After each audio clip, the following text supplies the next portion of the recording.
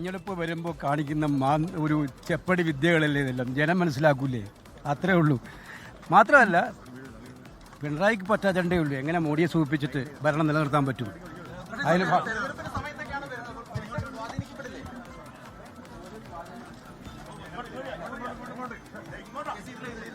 ഇപ്പോൾ AICC general secretary KC വേണുഗോപാലാണ് പ്രതികരിച്ചത്. കോൺഗ്രസ് നേതാക്കൾ ഒന്നടങ്കം ഈ വിഷയത്തിൽ സർക്കാരിൻ്റേത് രാഷ്ട്രീയമായി പകപോക്കാനുള്ള നീക്കമാണ്, രാഷ്ട്രീയമായി മുതലെടുപ്പിനുള്ള നീക്കമാണ്, ഓലപ്പാമ്പ് മാത്രമാണ്, അമിട്ടുപോലുമല്ല തുടങ്ങിയ കാര്യങ്ങളൊക്കെ വെറും മാലപ്പടക്കം മാത്രമാണ് എന്നൊക്കെയുള്ള പ്രതികരണങ്ങളാണ് കോൺഗ്രസ് നേതാക്കളുടെ ഭാഗത്ത് നിന്ന് വന്നുകൊണ്ടിരിക്കുന്നത്.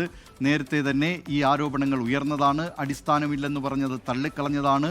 ഇപ്പോൾ വിജിലൻസിനെ കൊണ്ട് ഈ നിലയിൽ ശുപാർശ എഴുതി വാങ്ങുകയായിരുന്നു എന്ന തരത്തിലുള്ള പ്രതികരണങ്ങളും കോൺഗ്രസ് നേതാക്കളുടെ ഭാഗത്തു നിന്നുണ്ടായിട്ടുണ്ട്. 2018 പ്രളയത്തിൽ വീടുകൾ നഷ്ടപ്പെട്ട എറണാകുളം ജില്ലയിലെ പറവൂർ നിയമസഭാ മണ്ഡലം, ആ മണ്ഡലമാണ് VD സതീശൻ പ്രതിനിധീകരിക്കുന്നത്. തൻ്റെ മണ്ഡലത്തിലെ ഭവനരഹിതരായ ആളുകൾക്ക്, ഈ പ്രളയത്തിൽ സർവ്വതും നഷ്ടപ്പെട്ട ആളുകൾക്ക് വേണ്ടി പുനർജനി പദ്ധതി ആവിഷ്കരിക്കുന്നു. ഈ പുനർജനി പദ്ധതിയിൽ നിരവധി പേർക്ക്, ഏതാണ്ട് 229 230 വീടുകളാണ് ഈ പുനർജനി പദ്ധതിയുമായി ബന്ധപ്പെട്ട് ആ മണ്ഡലത്തിൽ നിർമ്മിച്ച് നൽകിയിട്ടുള്ളത്.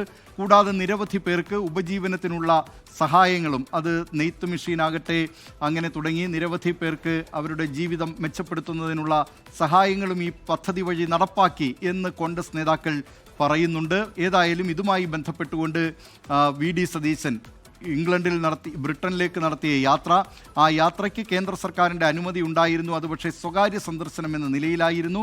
ലോകത്തെവിടെയായാലും ഏത് സമയത്തും 24 വാർത്തകളും ഓഗ്മെന്റഡ് റിയാലിറ്റി പാക്കേജുകളും എക്സ്പ്ലെയിനറുകളും വിശദമായി കാണാൻ ഞങ്ങളുടെ YouTube ചാനൽ നിങ്ങൾക്ക് സബ്സ്ക്രൈബ് ചെയ്യാം.